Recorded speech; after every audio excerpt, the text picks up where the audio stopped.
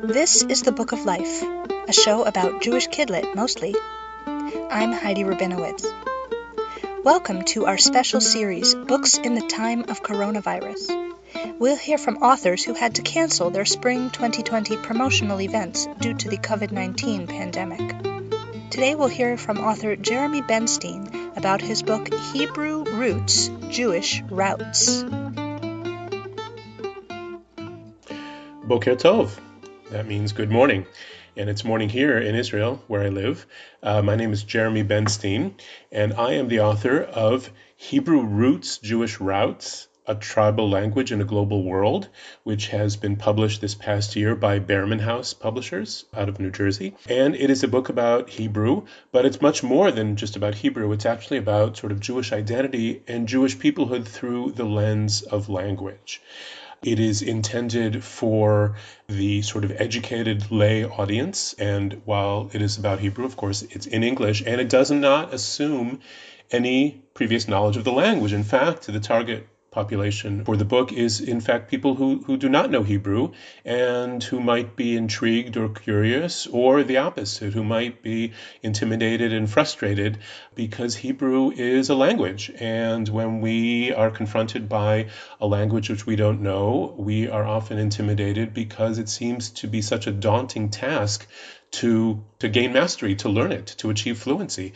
And so the whole point of the book is to say you do not have to speak Hebrew for Hebrew to speak to you. In other words, for Hebrew to be part of your Jewish identity, your sense of peoplehood, your Jewish repertoire of what it means to be Jewish and to do Jewish. I give a lot of examples of that. I tell the amazing story of Hebrew in the book. There's sort of really an amazing paradox at the heart of Hebrew, because it is both one of the oldest languages that's in continuous use by a community since pre-Bible times, over 3,000 years ago. And it's also one of the newest, having only returned to a spoken, what's called a vernacular status, just a little over 100 years ago. And so that's an amazing thing in of itself. It makes it an object of interest the world over for people trying to revive languages that are in danger, indigenous languages and other things. So it has an amazing and miraculous side to it, but it also is a very challenging side, because there isn't just one Hebrew. There are a lot of different Hebrews, and that makes it difficult to engage in. So if you have ever struggled to learn Hebrew, or if you go to synagogue and are wondering how to gain a little entry into those words on the page, or if you're curious about what's going on in Israel and Hebrew-speaking culture and want to get closer to that, or if you just want to understand a little bit more about what they're saying on Shtisel or Fauda or other Israeli television series, if you're keyed into those, then this book might be for you. It is not a textbook. It can be an additional text to a Hebrew class. I hope it conveys some of the excitement and some of the wonder about the language itself, including a lot of fun facts. But I guarantee not a single verb has been conjugated in the making of this book. In other words, there are some grammatical explanations, but really most of it is really just to open it up and to see what could be there for you. I was inspired to write this book because I've lived in Israel for almost 40 years. I was born in Detroit, Michigan. I grew up in Toledo, Ohio, and I moved to Israel after finishing my first degree, actually, which was in linguistics, which is part of the background to the book. I did that at Harvard, and then I moved to Israel. I've done a kibbutz for a very long time, and I now live in Zichron Yaakov, a nice little town somewhere halfway between Tel Aviv and Haifa on the coast. And I've just been fascinated by Hebrew ever since I can remember. It's one of the things that brought me to Israel, and I wanted to live in a Hebrew-speaking culture. I want my children to grow up speaking Hebrew, and I guess that was part of a fascination with language in general. And so tying those things together, I was inspired to write a book trying to convey that excitement about Hebrew.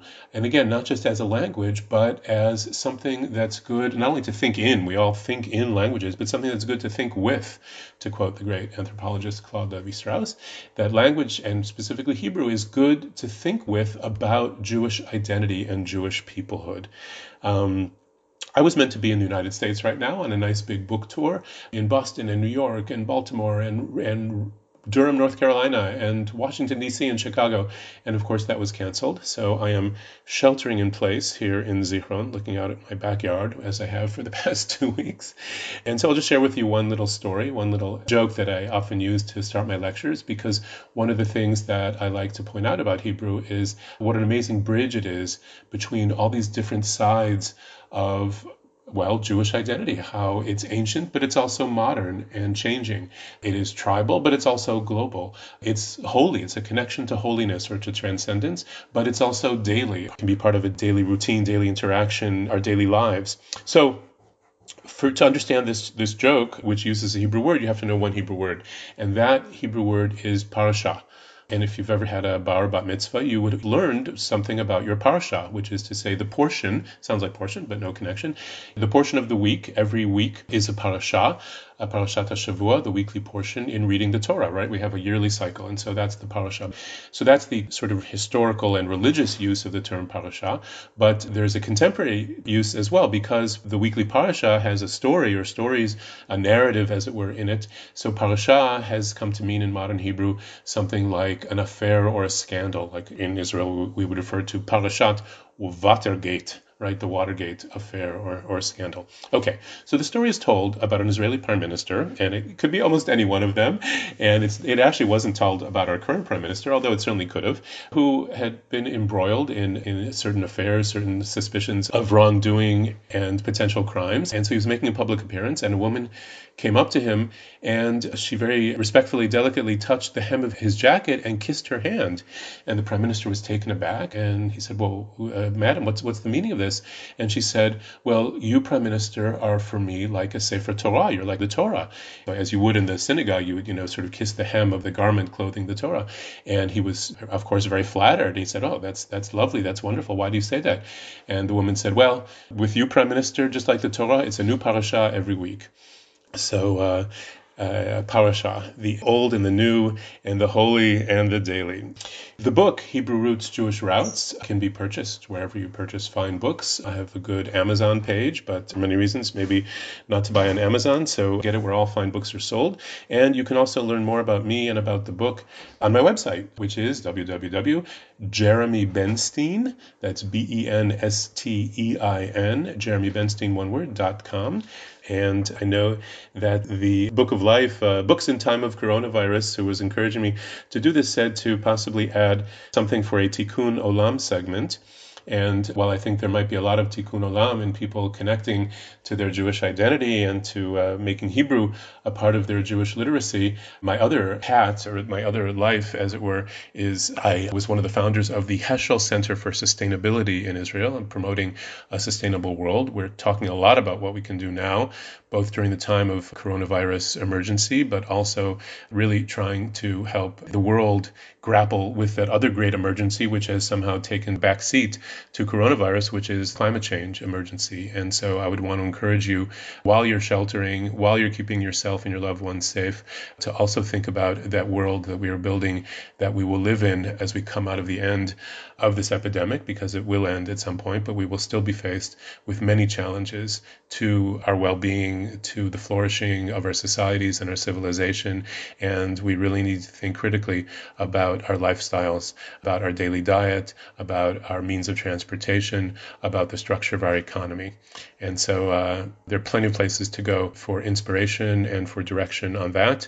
There are even a growing number of people who are trying to relate to these two things together, what the coronavirus is trying to teach us about our lifestyles and what can and should be changed. So I'll leave you with that thought and with another Hebrew word, lehitraot. Goodbye.